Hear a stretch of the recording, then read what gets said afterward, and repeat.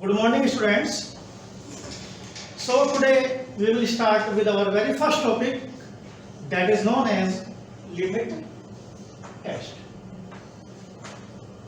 आगे बढ़ने से पहले अब हम ये देखना पहले आवश्यक होगा कि लिमिट टेस्ट क्या होता है, what it is.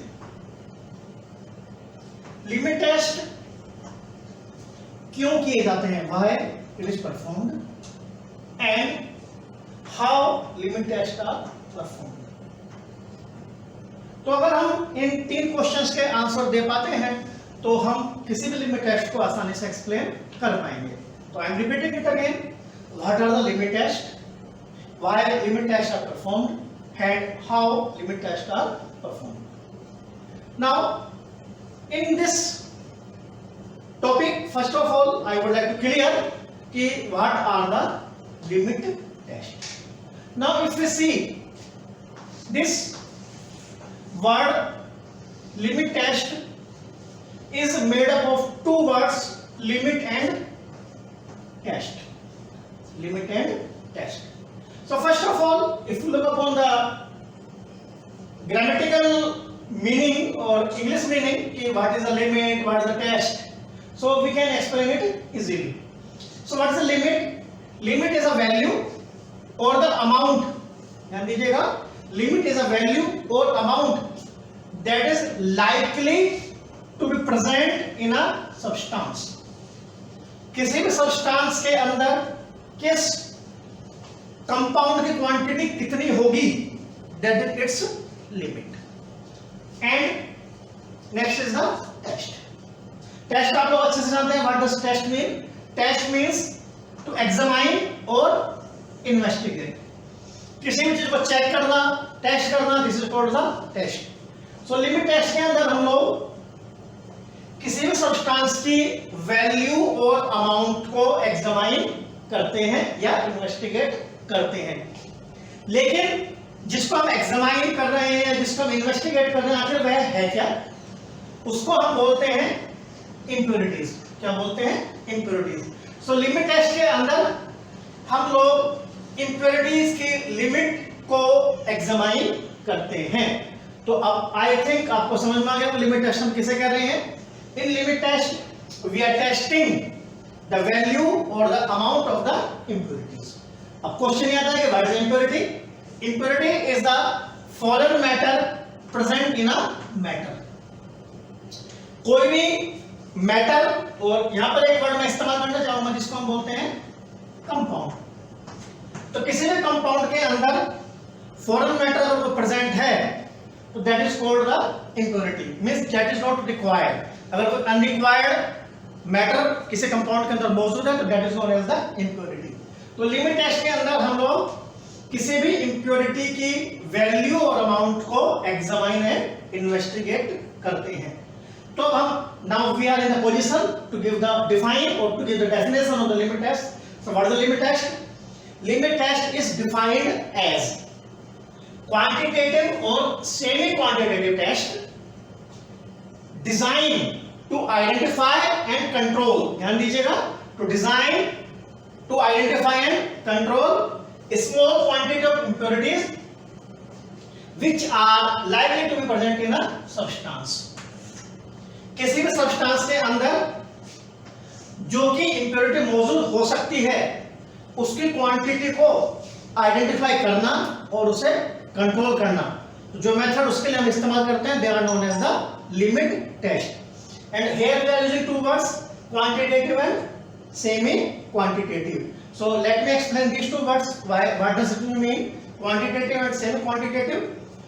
Here along with these two words there is one more word that is called qualitative। so qualitative means just we are checking the presence or absence of any substance। अब मैं कहूं कि इसके अंदर कोई चीज present है या absent है, that is called qualitative, yes or no। but if we are looking for its quantity कि how much quantity is present, that is called the quantitative, कि 10 मिलीग्राम प्रेजेंट है कि 20 मिलीग्राम प्रेजेंट है। लेकिन अब अगर मैं ये कहूं कि इसकी क्वांटिटी 25 मिलीग्राम से कम है या ज्यादा है, ध्यान दीजिएगा, यहाँ पर तीन चीज हम इस्तेमाल कर रहे हैं। Qualitative, simply we are checking the presence और absence of any component. Quantitative, in quantitative we are checking the quantity, कि कितने क्वांटिटी में वो मौजूद है, means it is 10 milligram, is it 25 milligram, it is 100 milligram, like this. लेकिन अगर हम ये कहते हैं कि इसकी क्वांटिटी 25 मिलीग्राम से कम है या ज्यादा है, तो अगर इस तरह का कोई वर्ड हम यूज करते हैं, that is called the semi quantitative. So let me define its once more. Limit test is defined as a quantitative और semi quantitative test designed to identify and control a small quantity of impurities which are likely to be present in the substance. Dear students, अभी तक आप लोगों ने देखा कि limit test क्या होता है।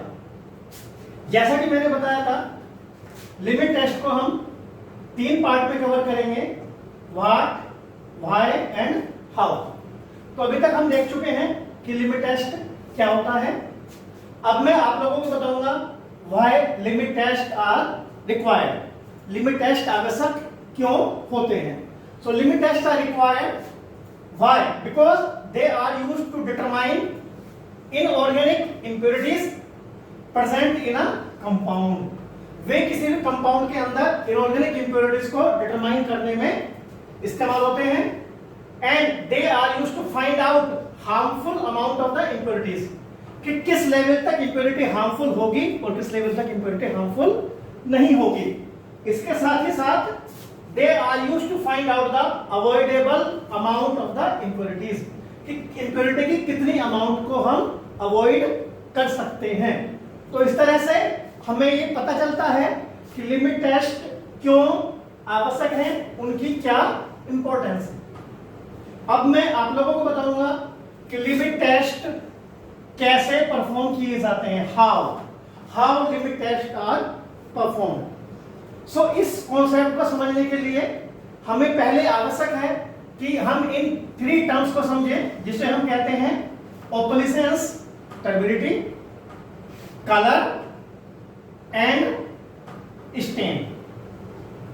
तो पहले मैं अब आपको इन तीन वर्ड्स के बारे में बताऊंगा, तब आपको ये पता चल पाएगा कि हम लिमिट टेस्ट को कैसे करते हैं।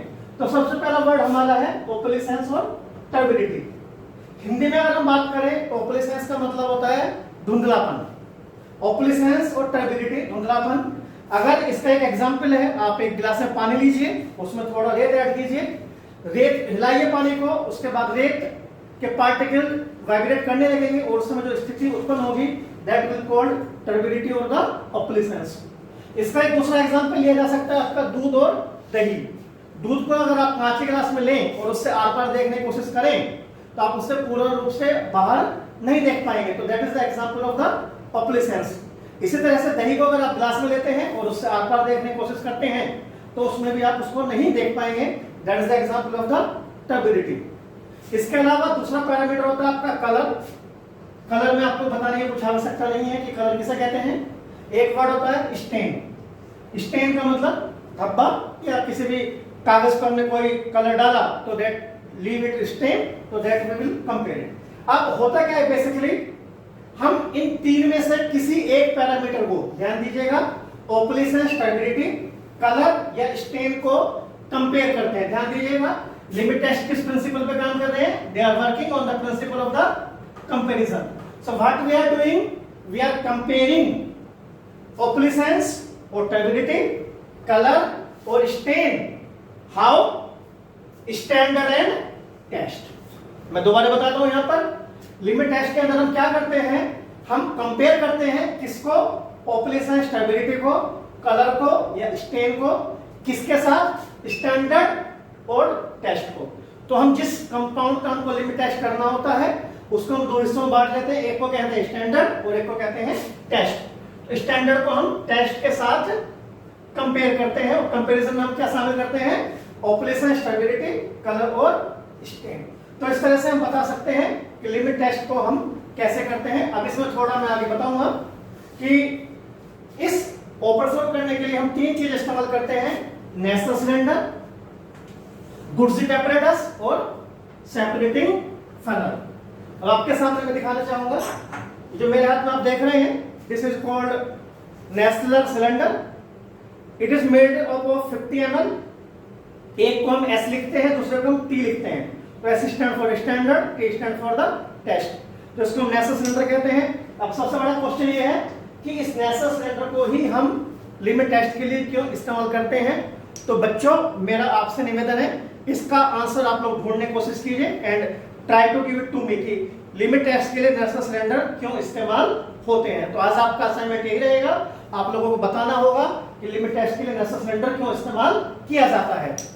इसके अलावा जो दूसरा एपरेटस है, इसको मैंने आपको बताया, इसको कहते हैं हम गुडजेट एपरेटस, जैसा आप देख रहे हैं। तो दिस इज गुडजेट एपरेटस। इसका अगर मैं उसके बाद करूं, पार्ट्स की बात करूं, तो देयर आर डिफरेंट पार्ट्स। आप मेरे हाथ में देख सकते हैं, there are different parts. This is complete Gutzeit apparatus and this is used for the limit test of arsenic. किसके लिए इस्तेमाल होता है ये? आर्सेनिक के लिए। तीसरा एपरेटस आप मेरे हाथ में देख सकते हैं, इसको हम सेपरेटिंग फनल के नाम से जानते हैं। इसमें हम दो लिक्विड को अलग अलग कर सकते हैं, लेकिन वे दोनों लिक्विड इमिसिबल होने चाहिए, तो हमको हम सेपरेट कर सकते हैं, इसलिए हम इसको सेपरेटिंग फनल कहते हैं। इसको भी हम लिमिट टेस्ट के लिए इस्तेमाल करते हैं।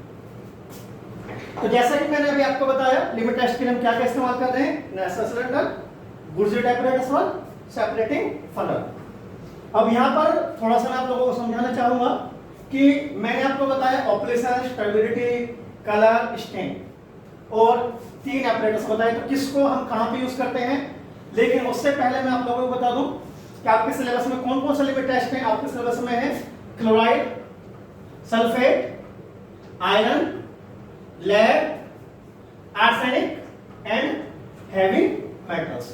तो इस तरह से आपके सिलेबस में 6 लिमिट टेस्ट हैं, जो आपको नेक्स्ट लेक्चर से मैं पढ़ाऊंगा। तो पहले जान लीजिए ऑप्लिसेंस और टर्बिडिटी अगर हम बात करें तो इसमें कौन कौन सा लिमिट टेस्ट शामिल है।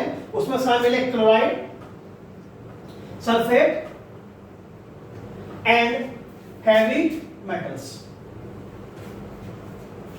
अब अगर हम कलर की बात करें तो कलर में शामिल है आपका आयरन। और स्टेन की बात करें तो स्टेन में आप हेल्प करते हैं किसका?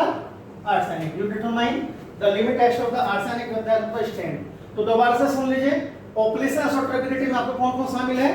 क्लोराइड, सल्फेट, हैवी मेटल और लेड। हाँ, लेड को भी इसमें हम शामिल कर सकते हैं। लेड भी आपका ऑप्लिसेंस और टर्बिडिटी के द्वारा ही डिटरमाइन होता है। अब बात आती है एपरेटस की, किस एपरेटस को हम किस में इस्तेमाल करते हैं। तो नेशनल सिलेंडर को इस्तेमाल किया जाता है क्लोराइड के लिए, सल्फेट के लिए, आयरन, लेड, इनके लिए आपका क्या हो जाता है? National cylinder. गुडजेट एपरेटस आपका इस्तेमाल होता है आर्सेनिक के लिए, और सेपरेटिंग फनल आपका इस्तेमाल होती है हैवी मेटल्स के लिए। तो ध्यान दीजिएगा, सेपरेटिंग फनल एक्चुअली यहाँ पर थोड़ा सा एक डायलेमा हो सकता है, क्योंकि इनके लेड और हैवी मेटल्स के मेथड्स ब्रिटिश फार्माकोपिया और इंडो फार्माकोपिया के हिसाब से अलग अलग हैं। तो यहाँ ध्यान देने की चीज है कि यहाँ पर सेपरेटिंग फनल और नेशनल सिलेंडर दोनों कॉमन है। कभी हम किसी मेथड में नेशनल सिलेंडर इस्तेमाल करते हैं और किसी मेथड में हम सेपरेटिंग फनल इस्तेमाल करते हैं। ध्यान दीजिएगा, क्लोराइड, सल्फेट और आयरन सिर्फ और सिर्फ Nessler cylinder, arsenic Gutzeit apparatus, heavy metal and lead इन दोनों में नेशनल सिलेंडर और सेपरेटिंग फनल दोनों ही इस्तेमाल होते हैं। अब लास्ट पॉइंट इसमें मैं बताना चाहूंगा कि हम इसमें अल्टीमेटली ऑब्जर्व क्या करते हैं, हम इसको डिटरमाइन या निर्धारण क्या करते हैं। इसमें हम देखते हैं कि हमारा स्टैंडर्ड और टेस्ट कंपैरिजन की हमने बात किया, स्टैंडर्ड और टेस्ट को हम कंपेयर करते हैं ऑप्लिसेंस के टर्म्स में, टर्बिडिटी के टर्म्स में, कलर या स्टेन। लेकिन आखिर हमारा नतीजा क्या होगा, रिजल्ट क्या होगा सब कंपैरिजन के बाद? हम इसमें एक डिस्कशन पर पहुंचते हैं, एक रिजल्ट पर पहुंचते हैं, जिसको हम बोलते हैं फेल और पास। हमारा जो समअप होता है क्लोबिल लिमिट टेस्ट, इन 2 वर्ड्स का समअप होता है फेल और पास। तो हम क्या देखते हैं कि अगर टेस्ट की ऑप्लिसेंस स्टैंडर्ड से ज्यादा है, ध्यान दीजिएगा, टेस्ट की ऑप्लिसेंस स्टैंडर्ड से ज्यादा है तो लिमिट टेस्ट होगा फेल। तो यहां पर एक वर्ड मैं डालना चाहूंगा, मोर देन। तो I am repeating it, if opalescence और turbidity produced in the test is more than the standard, it will fail the limit test. If it is less, the limit test will pass. तो ध्यान दीजिएगा बच्चों, last में आपको यही बताना चाहूंगा कि अगर operations turbidity colour stain test के अंदर ज्यादा है किससे, स्टैंडर्ड से, तो लिमिट टेस्ट होगा आपका फेल, अगर वो कम है तो लिमिट टेस्ट होगा आपका पास। तो अब नेक्स्ट लेक्चर में हम आप लोगों को बताएंगे एक एक करके chloride, sulphate, iron, lead, arsenic and heavy metal. Thank you.